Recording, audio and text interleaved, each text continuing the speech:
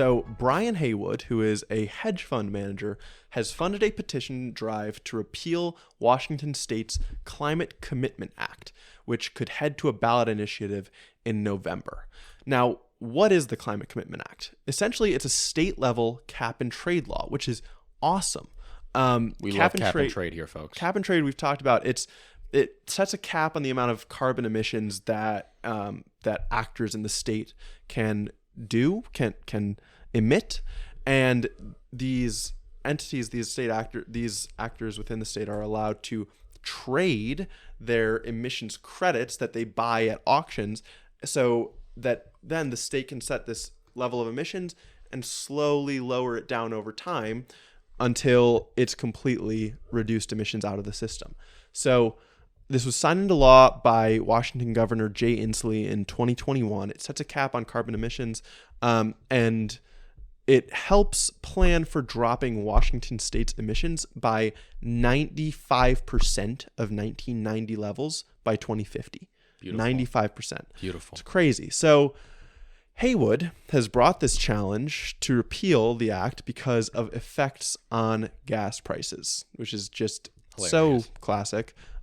His effort would prevent the state from creating any similar cap and trade system in the future. So this is a huge political deal. They've collected thousands of signatures on this, at least maybe tens of thousands or hundreds of thousands, to get it on the ballot in November.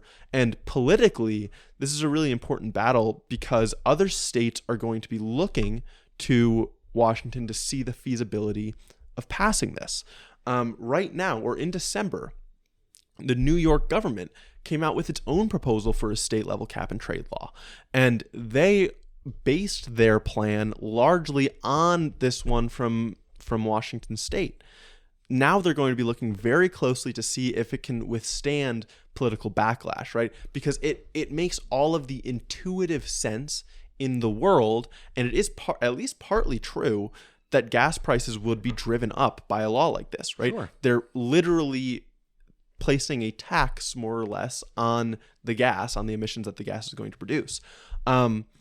So state legislators in Washington have talked about how they wish that they had come out against this more strongly, or they had come out kind of ready to defend the bill more strongly in the beginning and ready to communicate how it is helping people in the immediate term and how it's helping with their progress in the transition to renewables, in the transition to a green economy. So the truth is the law is already having super tangible benefits. First of all, it has drawn more than $2.2 billion from their system of it, not quite cap and trade. They call it cap and invest. So all the money they raise from selling these carbon credits goes into a fund that is then used to subsidize green energy projects. Those include helping families installing energy efficient heat pumps, incentives for garbage trucks, delivery vans, and buses to go electric. And there's one example of a company that's starting a hydrogen facility in the state that was granted $20 million from the Climate Commitment Fund and then received an additional $1 billion in federal aid because of that initial state investment that showed that they were able to get this project off the ground.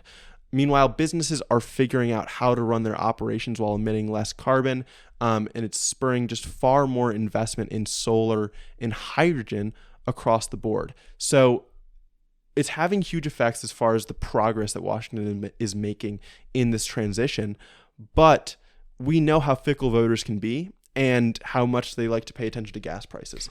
Gas prices is like the number one predictor of how an election is going to go. So this is going to be a huge deal when we look at this is a state, this is a policy. It's on the front lines of innovating how to actually tackle the climate crisis at a level that we need, right? I'm so hopeful. I'm going to be watching this ballot so closely to see if Washington is able to pass it, to keep it around, because if they do, then I think this puts them clearly on the path to kind of basically be net zero by 2050. We're just going to have to see if they can communicate, if they can run a powerful enough campaign to get people to understand how important this is. Do we know which ballot this is going to be on? Do we know if it's going to be on the Washington primary ballot coming up soon? Or November. It'll be on the November ballot. Yes. So they have time. They have time. Which is good. If you're, I'm hopeful that that's good for this then, if it's in November. Yes. Because that means that Democrats will be running a hard campaign, Mm-hmm. which also means that they'll be saying vote yes on whatever line this ballot is on. If it was Exactly. in a primary, we don't have a very competitive Democratic primary. It would have been really hard to get people to go. Yes. But I'm glad it's in November. Yes. So I do hope Democrats are going balls to the wall Yeah. to organize this, right?